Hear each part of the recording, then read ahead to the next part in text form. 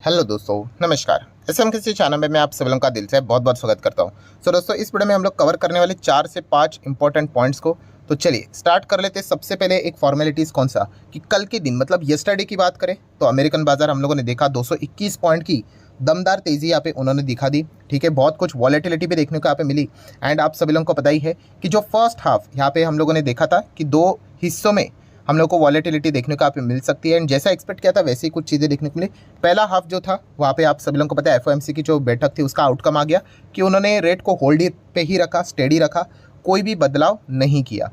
ठीक है, जो कि वेल एक्सपेक्टेड था। 95% आप बोल सकते हैं वोटिंग इसी के फेवर में देखने को मिल रही थी कि कोई भी रेट में बदलाव नहीं होगा करके। एंड वैसा ही हुआ। उसके बाद बाजार में कोई खास मेजर रिएक्शन नहीं होगा। 60-70 पॉइंट का बाजार हम लोग को देखने को मिला था। कल के दिन आप लोगों ने देखा होगा, मैंने इसको कवर भी आप किया था। एंड बहुत सारे लोग इंप्रेसिवली इतने लेट नाइट तक जगह भी थे इस चीज़ को देखने के लिए, तो बहुत अच्छी बात है। ठीक है, कुछ नई चीज़ें हम लोगों को थोड़ी बहुत सीखने को भी मिल जाती है। तो ये तो हो गया फर्स्ट हाफ, जहाँ पे हम लोग को पता था कि इतना कुछ बड़ा रिएक्शन देखने को नहीं मिलेगा। बट जो एक्चुअल रिएक्शन देखने को मिलेगा, यस, वो रहेगा सेकंड हाफ पे।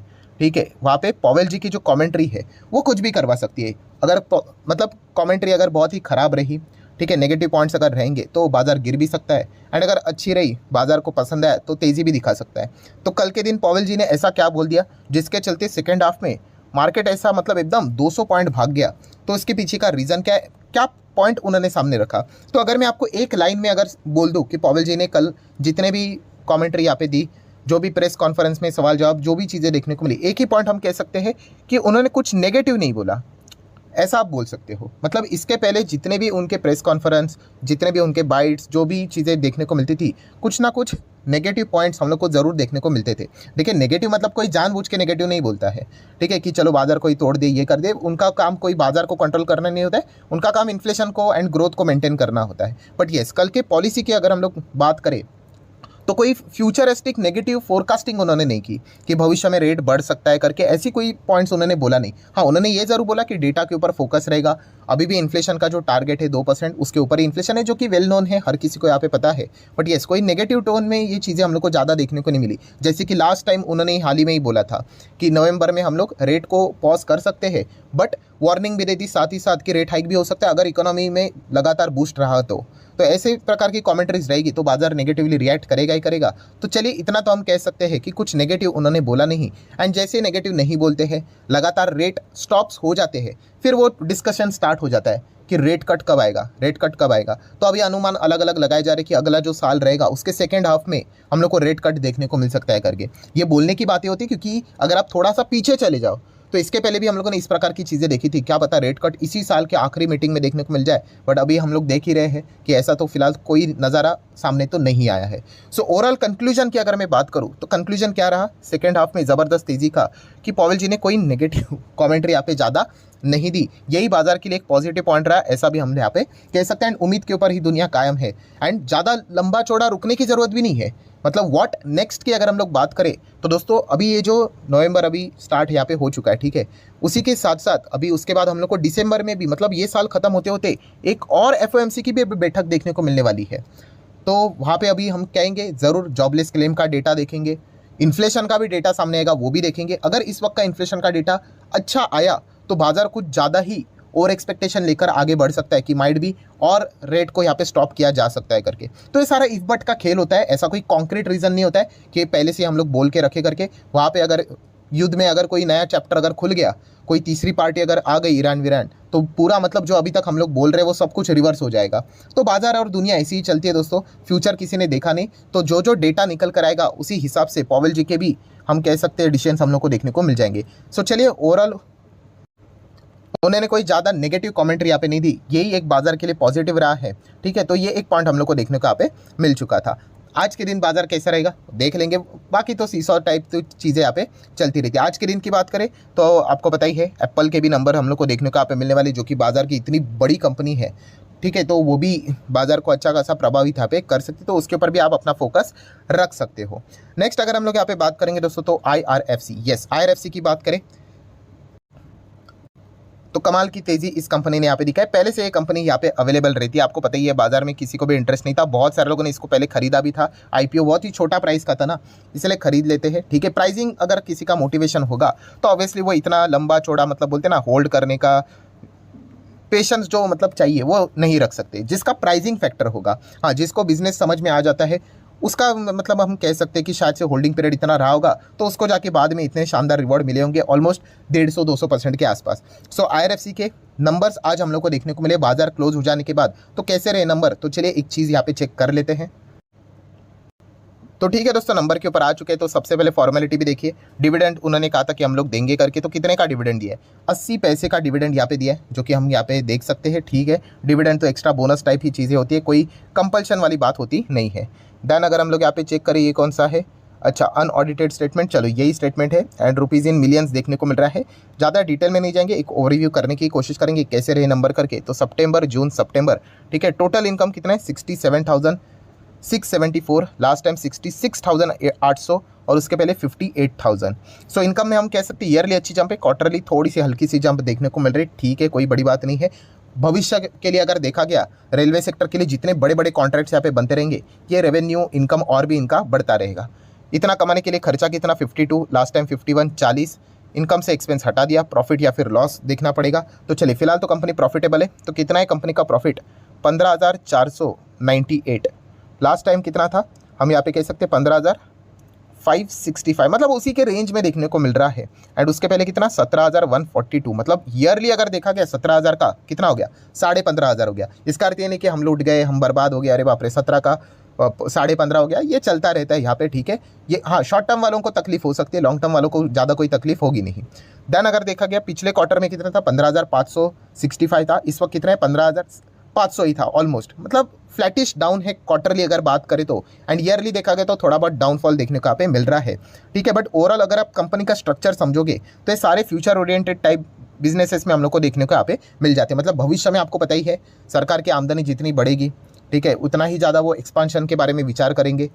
तीसरे नंबर की बड़ी अर्थव्यवस्था यहाँ पे हम लोग को बनना है, जो कि बन जाएंगे, इसमें कोई बड़ी बात नहीं है। 2030 नहीं तो 2027-28 नहीं तो 30 तक तो बन ही जाएंगे। हाँ, उसके बाद सेकंड पे आना, फर्स्ट पे आना, उसके लिए काफ़ी टाइम लगेगा। बट यस, उसके लिए अच्छा इंफ्रास्ट्रक्चर बिल्ड करना भी आना चाहिए, उसमें रेलवे इंफ्रास्ट्रक्चर भी आ जाता है, तो इनके लिए बहुत आगे बिजनेस यहाँ पे पड़ा हुआ है। ये सारी चीज़ें यहाँ पे चलती रहेगी। मतलब इस नंबर्स के चलते कोई ज़्यादा हो हल्ला मचाने की ज़रूरत नहीं, कोई ज़्यादा पैनिक करने की ज़रूरत नहीं है। बट ओवरऑल कॉन्टेक्स्ट में बात करें तो ये देखिए, फ्लैट नंबर क्वार्टरली नज़र यहाँ पे आ रहे हैं। एंड ईयरली बात करें 1.31 कितना हो गया? 1.20। ठीक है, ओके, ऐसा हम लोग परफॉर्मेंस यहाँ पे कह सकते हैं। बाकी देखा गया तो ये इनके एनपीए की कोई चिंता नहीं, गवर्नमेंट ही इसका सिक्योरिटी प्रोवाइड करता है। तो अगर गवर्नमेंट ही अगर हाथ खड़े कर दे तो पूरा मतलब मार्केट ही तहस तहस हो जाएगा। तो इसमें कोई एनपीए हम लोग को देखने को यहाँ पे मिलता नहीं है। एंड कोई टैक्सेशन का भी कोई लफड़ा यहाँ पे देखने को मिलता नहीं है। सो ओवरऑल कॉन्टेक्स्ट में बात करें, लॉन्ग टर्म वालों को ऐसे नंबर से कोई ज़्यादा फर्क यहाँ पे नहीं पड़ेगा, शॉर्ट टर्म वाले यहाँ पे खेलते रहेंगे। उसके हिसाब से देखा गया तो फ्लैटिश डाउन क्वार्टरली देखने को मिला, ईयरली थोड़ा सा डाउनफॉल देखने को यहाँ पे मिला है, जो कि एकदम नॉर्मल सी चीज़ यहाँ पे रहती है। फिर भी बाजार को नंबर कैसे लगे कल यहाँ पे देख लेंगे। टाटा पावर की बात करें, चलो अच्छी बात है, आज के दिन भी 3-3.25% की तेज़ी देखने को मिली है। बहुत सारे कमेंट आते रहते हैं, सर टाटा पावर कैसी कंपनी है? देखिए, कंपनी तो अच्छी है। अच्छी कंपनी का डेफिनेशन ये नहीं होता है कि 240 का कल 250 हो गया मतलब वो अच्छी कंपनी, 250 का गिर के 200 हो गया, अरे ये तो बुरी कंपनी। अरे ऐसा नहीं, शेयर मार्केट में है ना, तो सब कुछ यहाँ पे ऊपर नीचे चलता रहेगा। हमें लॉन्ग टर्म के बारे में अगर आप विचार कर रहे हो तो कंपनी का ओवरऑल स्ट्रक्चर, बिजनेस को समझो, बिजनेस एकदम तगड़ा बिजनेस है, ठीक है। लंबी पारी में देखा गया तो ये 200, 300, 400, 500 धीमे धीमे करके चलेगा, एक झटके में नहीं चलेगा। तो उस हिसाब से कंपनी कमाल की है। अगर आप सोलर इंडस्ट्रीज़, उसी के साथ साथ renewable sector, charging stations, clean energy, green energy, इस सेगमेंट के ऊपर अगर आपका स्टडी अच्छा है, अगर उसके ऊपर आपका भरोसा है, तो फिर आप टाटा पावर के बारे में विचार कर सकते हो। और जब ये आप डिटेल में स्टडी करते हो तो आपको पता चलता है कि भाई इसके लिए, ये सारी चीज़ों को अडॉप्ट करने के लिए मार्केट को टाइम लगेगा, हम सभी लोगों को टाइम लगेगा, तो इस स्टॉक को भी ग्रो करने के लिए टाइम लगेगा। ऐसा नहीं कि बस भागना चाहिए करके, तो ऐसा नहीं है। तो ये पॉइंट हमें पता होना चाहिए। बाकी कंपनी तो फैंटास्टिक है, ऊपर नीचे तो चीज़ें चलती रहती है।